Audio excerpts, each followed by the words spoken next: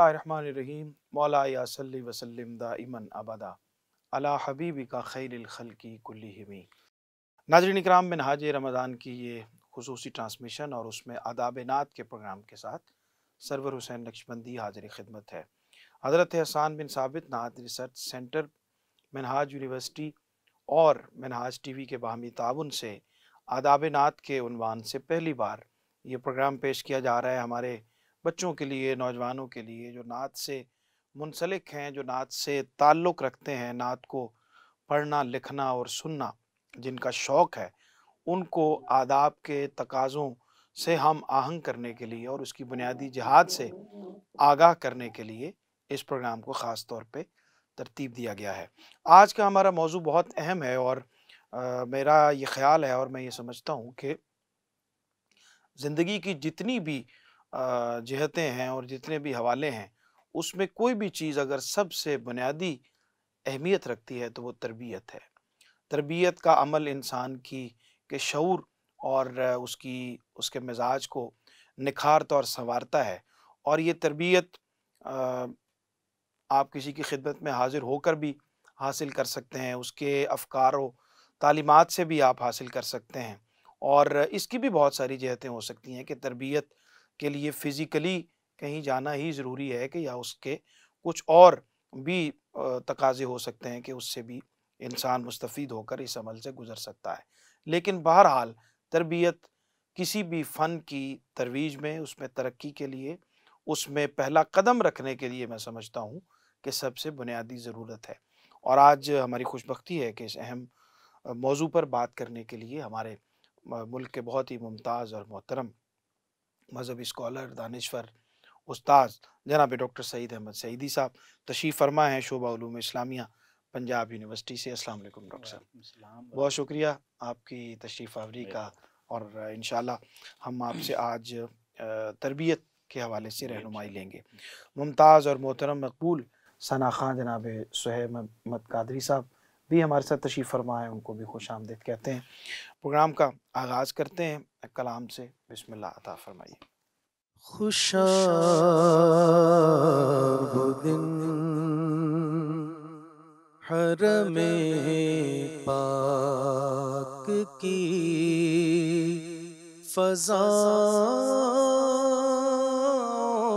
फ़ज़ाओं में था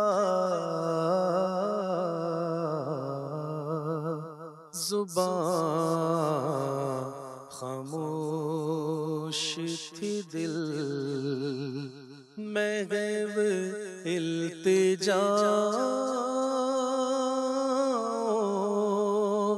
में था ज़ुबान खामोश थी, दिल ग़िलाफ़े ख़ानाए काबा था मेरे हाथों में,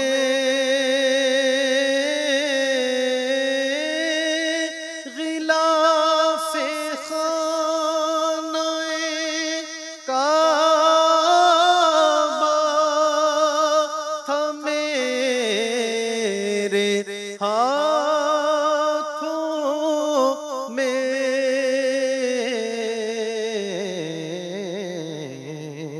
खुदा से अर्ज़ो गुज़ारिश की इंतहा में था, खुदा से अर्ज़ो गुज़ारिश की इंतहा में था ज़ुबान खामोश थी, दिल हतीम में मेरे सजदों की कैफियत अजब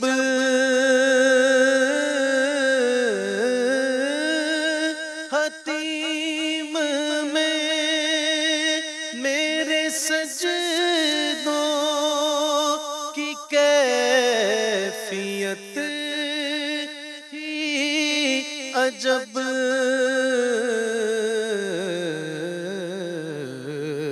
जबी जमीन पे थी ज़हन के कशां में था जुबां खामोश थी दिल। जज़ाकुमुल्लाह, बहुत शुक्रिया। खूबसूरत अशार और हाज़री की कैफ़ियत लिए हुए जनाब सबीर रहमानी साहब के आपने पेश किए। अल्लाह आपको खुश रखे, आबाद रखे। डॉक्टर साहब, रहनुमाई फरमाइएगा कि तरबियत की अहमियत और ख़ास तौर पे नात की जो तीनों बुनियादी जहात हैं, नात पढ़ने की, लिखने की और सुनने की, इसके आदाब और तकाज़ों की हम बात करें तो उसमें तरबियत का कितना किरदार है? बिस्मिल्लाहिर्रहमानिर्रहीम। बहुत शुक्रिया। बड़ा खूबसूरत प्रोग्राम, खूबसूरत मौजू के साथ आप इसे लेके चल रहे हैं। अल्लाह ताला आपकी मसाई को और मुंतज़मीन की मसाई को शर्फ़ कबूल बख्शे। किसी भी काम में तरबियत एक बुनियादी जौहर की हैसियत रखता है, ठीक। कोई भी दायरा हो। और तरबियत में क्या कहते हैं उसको, यक तरफ़ा कार्रवाई नहीं होती, कोई यकदम काम नहीं होता।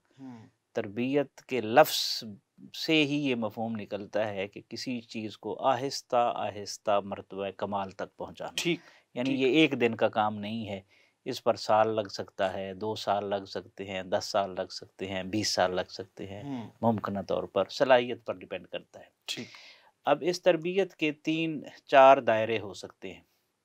लिखने वालों की तरबियत, पढ़ने वालों की तरबियत, सुनने वालों की तरबियत जी। और महफ़िल नात का इनेकाद करने वालों की तरबियत। ठीक। चारों दायरों में ज़रूरत है। क्योंकि पहले इस्लामी सोसाइटी जब थी तो बेसिक नॉलेज हर फ़र्द के पास मौजूद होता था कुरान और हदीस का। ठीक। उन्हें ज़्यादा दिक्कत नहीं होती थी, परेशानी नहीं होती थी। सही। फिर लोग जब कुरान और हदीस का फ़हम रखते थे तो उनको आसानी होती थी चीज़ों को समझने में। सही। तो लैंग्वेज बैरियर आ गया इस दौर में, मुश्किल अल्फाज समझ नहीं आते। तो ये फिर मसाइल पैदा हुए कि जो शुअरा आए उन्होंने असातिज़ा की रविश को छोड़ा और आसान कलाम पेश किए जिसमें लफ्ज़ जो है वो सतह से, मेयार से ठीक। गिरे हुए भी ठीक। इस्तेमाल हुए। बिल्कुल ठीक। अच्छा, फिर चूँकि नई नस्ल जैसे-जैसे हैजान ख़ेज़ कैफ़ियत से गुज़री और मौजूदा दौर में सोशल मीडिया ने जिस तरह उन्हें ट्रैक किताब पर से डाल ताल्लुक़ कम होता गया। तो वो फिर कलाम उसी कलाम का मुतालबा किया जाने लगा जिससे जज़्बात में हैजानी कैफ़ियत पैदा हो और देर पा असर ना हो। ज़ूद असर, फ़ौरी तौर पे फ़ौरी तौर पर जिसके असरात जंक फूड की सामने आ तरह, जाएँ। बिल्कुल ऐसे। ठीक। तो ये एक मसला पैदा हुआ।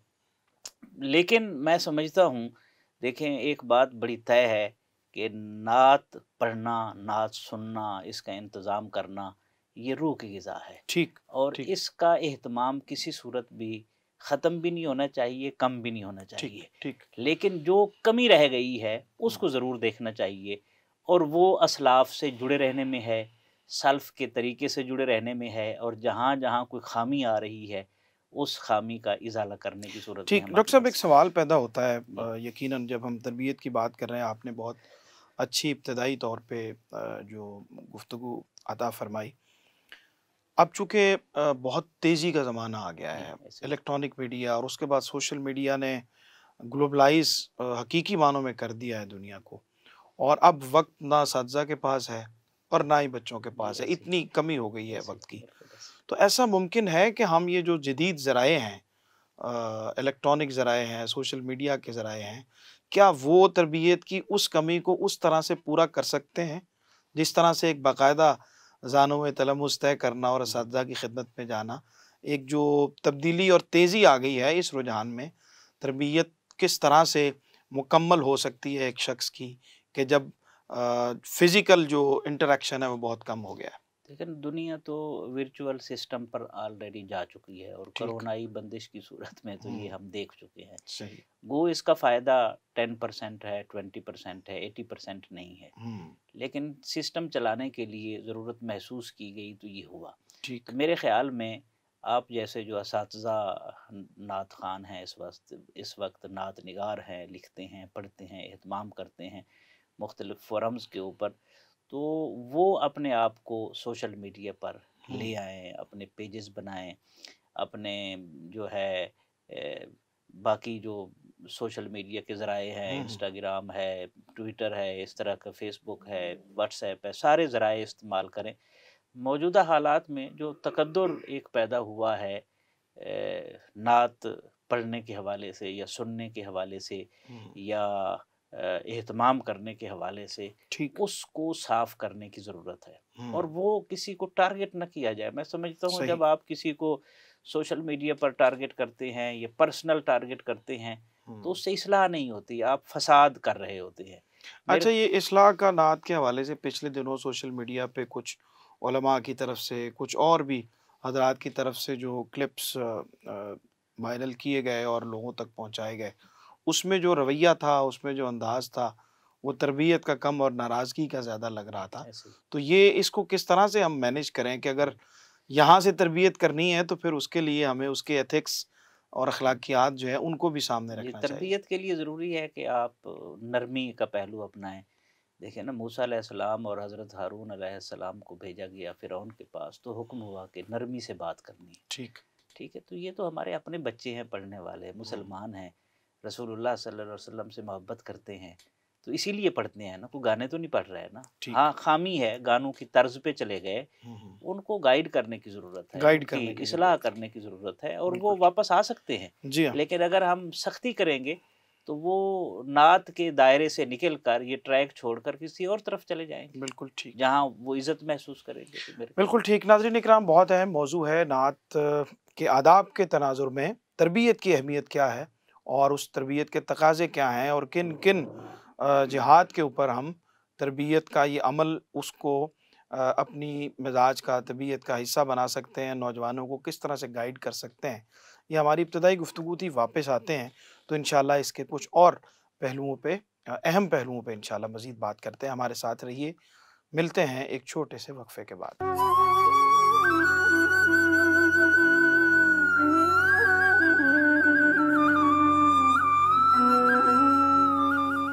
सबसे पहले नई वीडियोस को हासिल करने के लिए शेखुल इस्लाम डॉक्टर मोहम्मद ताहिरुल कादरी के ऑफिशियल यूट्यूब चैनल को सब्सक्राइब करें और बेल आइकन क्लिक करें।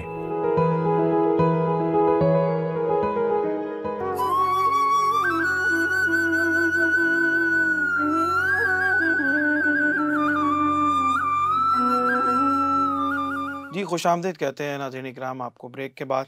आदाब नात प्रोग्राम आप देख रहे हैं और आज हमारा मौजू है नात ख़ानी और नात गोई और नात की समात में तरबियत के तकाज़े क्या हो सकते हैं। मज़ीद इस पे बात करते हैं। मोहम्मद सुहेब रज़ा कादरी साहब हमारे साथ तशरीफ़ फरमा है। बिस्मिल्लाह, कलाम अता फरमाइए। मुफलिसे जिंदगी अब ना समझे कोई, मुफलिसे जिंदगी अब ना समझे कोई, मुझको इश्क़े नबी इस कदर मिल गया, जगमगाए न क्यों मेरा अक्से दरूं, जगमगाए न क्यों मेरा अक्से दरूं, एक पत्थर को आईना गर मिल गया, मुफलिसे जिंदगी उसका दीवाना हूँ, उसका मजजूब हूँ। क्या ये कम है कि मैं उससे मंसूब हूँ, उसका दीवाना हूँ, उसका मजजूब हूँ। क्या ये कम है कि मैं उससे मंसूब हूँ। सरहदे हश्र तक जाऊंगा बेधड़क, सरहदे हश्र तक जाऊंगा बेधड़क। मुझको इतना तो ज़ादे सफ़र मिल गया, मुफ़लिसे ज़िंदगी। ज़हन बेरंग था, सांस बेरूप थी, रूह पर मासियत की कड़ी धूप थी। ज़हन बेरंग था, सांस बेरूप थी, रूह पर मासियत की कड़ी धूप थी। उसकी चश्मे गनी रौनके जां बनी, छाँव जिसकी घनी वो शजर मिल गया, मुफ़लिसे ज़िंदगी। जब से मुझ पर हुआ मुस्तफ़ा का करम, बन गया दिल मुज़फ़्फ़र चराग़े हरम। जिंदगी फिर रही थी भटकती हुई, जिंदगी फिर रही थी भटकती हुई। मेरी खाना बदोशी को घर मिल गया, मुफ़लिसे ज़िंदगी। सुभान अल्लाह, सुभान अल्लाह। जनाब मुज़फ़्फ़र वारसी साहब का बहुत ही शोर आफाक कलाम पेश कर रहे थे मोहम्मद सुहेब रज़ा कादरी साहब, बहुत शुक्रिया आपका। डॉक्टर साहब क्या फ़रमाते हैं? तरबियत के मसाइल पे भी हमने कुछ थोड़ी सी बात की, इसकी ज़रूरत पे भी बात की और इसके तकाज़ों पे और अहमियत पे भी बात की। नई नस्ल को अहद मौजूद में तरबियत के अमल के साथ किस तरह मुंसलिक किया जा सकता है, कुछ फरमाइए। सबसे पहली बात तो ये है कि जो इस्लाह करने वाले लोग हैं या जो साहिब दर्द लोग हैं, समझते हैं कि एक चीज़ डी ट्रैक हो रही है, तो उसको ट्रैक पर लाने के लिए उन्हें लफ्ज़ों से मरहम का काम लेना चाहिए। ठीक, उनके जज्बात व एहसासात को सामने रखते हुए उनकी तरबियत का एक सिलसिला शुरू किया जाए। लेकिन मेरे ख़्याल में ये काम जो असातिज़ा नात निगार हैं, नात गो हैं या एहतमाम भी करते हैं, तो उनको आगे आना चाहिए। उनकी बात ज़्यादा सुनी जाएगी बनिस्बत उन लोगों के जो फ़तवे की ज़ुबान में बात करते हैं, तो मामला उससे जो है वो तनफ़ुर की सूरत में सामने आता है। ठीक। एक तो ये है। दूसरा ये है कि हमें ये भी देखने की ज़रूरत है कि जो कलाम पढ़ा जा रहा है, ये नात की जो खैमा है, ये ऐसा खैमा है इसमें हर बंदा आ जाता है और कोई फिर इस पर आना चाहता है और कोई तनकीद भी नहीं कर सकता। इस पर ना मसाइल होते हैं। तो जिस तरह आपका कालम आया था कि शोबिस से जो वाबस्ता मारूफ शख्सियात हैं, उनकी नात के खैमे में जो आमद है बड़ी आपने बड़े अच्छे तरीके से उन्हें वेलकम किया था। तो जो प्यासा है, मुझे काफ़ी क्रिटिसाइज किया हाँ गया जी उस पे। कोई बात नहीं, जो काम करता है उसी पर क्रिटिसिज्म होता है, जो नहीं करता उसको तो कोई कुछ नहीं कहता। ठीक। तो ये एक ज़रूरत है अच्छे तरीके से। दूसरा ये पहलू है कि इस वक्त झोल है लिखने वालों में भी और पढ़ने वालों में भी, वो बहुत नुकसानदेह है, जिससे उम्मत का इत्तेहाद जो है वो डिस्टर्ब हो रहा है, तवाज़ुन ख़राब हो रहा है। अब आला हज़रत को पढ़ें, कहीं नहीं लगता कि वो अहले बैत से मोहब्बत ज़्यादा करते हैं या सहाबा किराम से करते हैं, आप फ़र्क नहीं कर पाते। सही। इसी तरह बाकी असातिज़ा को देखें, लेकिन मौजूदा तवाज़ुन है, जो अक़ीदे का तवाज़ुन, एतक़ादी तवाज़ुन, अब वो एतक़ादी तवाज़ुन डिस्टर्ब हो गया है। अब जो नातें लिखी जा रही हैं, कहीं सहाबा की शान बयान हो रही है, तो अहले बैत अतहार का मकाम निगेट हो रहा है। ठीक। इसी तरह उलट है। मसलन अल्लामा इकबाल दौरे ज़वाल की शख्सियत हैं, इसमें कोई शख्स नहीं, हम ग़ुलामी की ज़िंदगी गुजार रहे थे। उनके 2 अशार मैं पेश करता हूँ, उससे आपको अंदाज़ा होगा कि कितनी बारीक बीनी से वो देख रहे थे और चीज़ों को लेकर आगे चले हैं। मसलन जिगर से वही तीर फिर पार कर, तमन्ना को सीनों में बेदार कर, तड़पने फड़कने की तौफीक दे, दिले मुर्तज़ा सोज़े सिद्दीक दे, साथ रखा। और दूसरा शेर, ज़र्राए इश्क़ नबी अज़ हक़ तलब, सोज़े सिद्दीको अली अज़ हक़ तलब। क्या बात है। तो ये वो तवाज़ुन है जिसको पेश नज़र रखने की ज़रूरत है, और ये आपकी तरफ से होना चाहिए। जो बड़े आप जैसे असातीन नात हैं इस फील्ड के, वो ये आगे, और आप कोशिश भी करते हैं, मुझे पता है। जब तो जिम्मेदारी आप पे डाल के, जब आपको ज़रा सिद्दीक़ अकबर रज़ी अल्लाह, यौम सिद्दीक़ अकबर होता है, आप उस हवाले से कलाम पढ़ते हैं। जब अहले बैत अतहार का दिन होता है, आप उस हवाले से पढ़ते हैं। तो ये पहलू उजागर करना चाहिए, ताकि हम यकरुखे ना हो जाएं और अदम तवाज़ुन का शिकार ना हो, जिसका नुकसान हो रहा है। अच्छा डॉक्टर साहब, आखिरी बात सिर्फ बहुत मैं चाहूँगा कि इस पर कुछ थोड़ा सा आप तबसरा फरमा दीजिए कि एक तो है कि आप तरबियत लेना चाहते हैं जी, समझते हैं कि मुझे तरबियत की ज़रूरत है जी जी, फिर आप उसके लिए कोशिश भी करेंगे, किसी को मिलेंगे भी, पहुँचेंगे भी। एक ये है कि तरबियत आपके ऊपर थोपी जा रही है और आप समझ रहे हैं कि ये मेरे साथ कोई मेरी हक तलफ़ी हो रही है या मेरी शोहरत से की वजह से लोग जो हैं वो मेरे साथ ऐसा कर रहे हैं। ये एहसास कैसे बेदार हो कि मुझे तरबियत की ज़रूरत है? क्योंकि हमारे यहाँ जब शोहरत मिल जाती है तो उसके बाद फिर इस बात का एहसास होना बहुत मुश्किल हो जाता है कि मुझे भी तरबियत के अमल से गुजरना। देखिए ना, इसमें एक तो वो पौधे होते हैं जो खुद रो खुम्बियों की तरह उगते हैं, तो उनकी तो कोई डायरेक्शन नहीं होती। ठीक। उसको तो जैसे माहौल बनाता है वो बनते हैं, ठीक है। लेकिन ओवरऑल माहौल, जो सीखते हैं, जो सिखाने वाले हैं, जो सुनने वाले हैं, जो इंतज़ाम करने वाले हैं, ये ज़िम्मेदारी उनके ऊपर आती है कि उनको प्यार के साथ समझाएं। तो वो लोग जो खुद ब खुद नात के शामियाने में आ गए हैं, तो उनसे भी इजहार नफ़रत न किया जाए, बल्कि मसले का हल निकालना चाहिए। हम असल में, हमारी जो पाकिस्तान की जो एक साइकी बन चुकी है, या मुसलमानों की शॉर्ट टेम्पर्ड होने की वजह से, वो ये है कि हम इशू क्रिएट कर लेते हैं, इशू रिज़ॉल्व करने की हमारी फितरत नहीं बनी।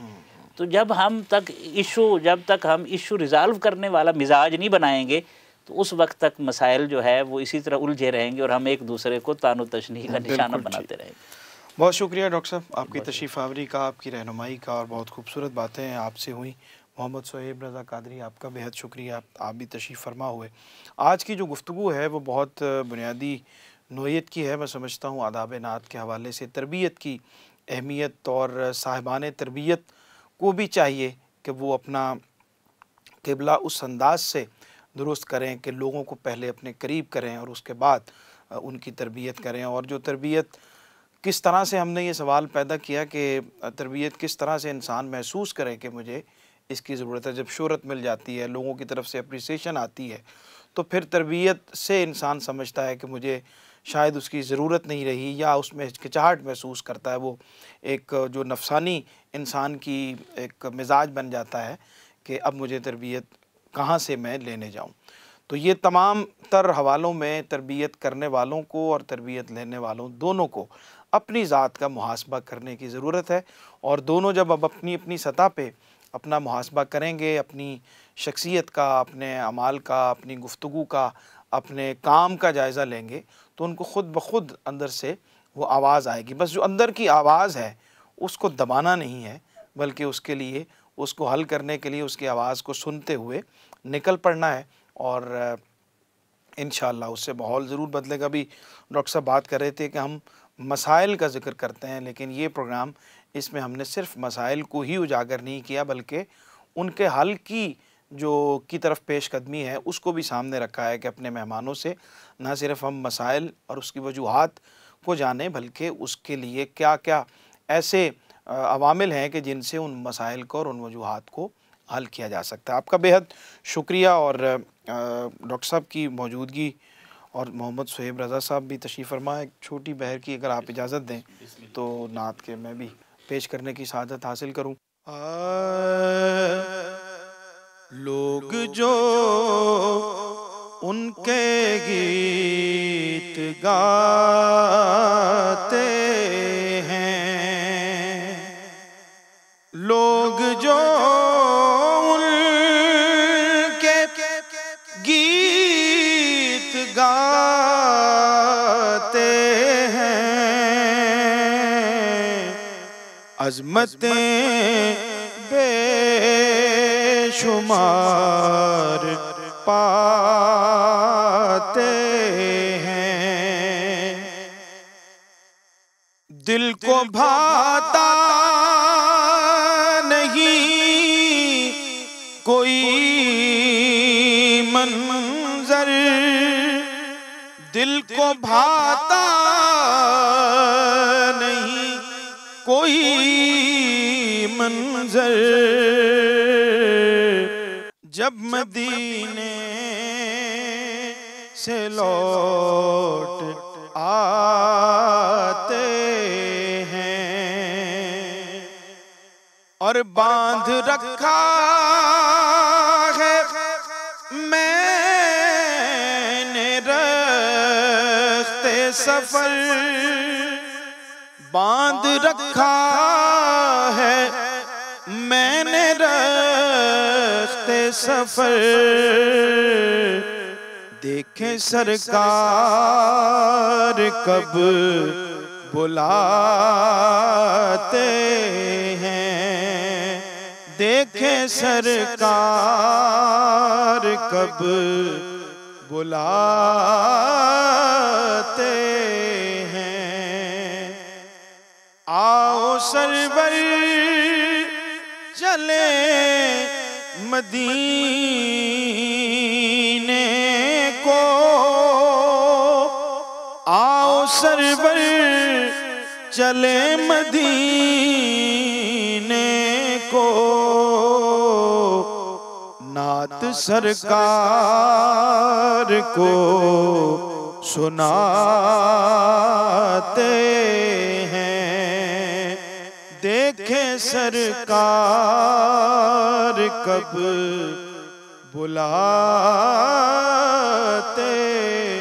हैं।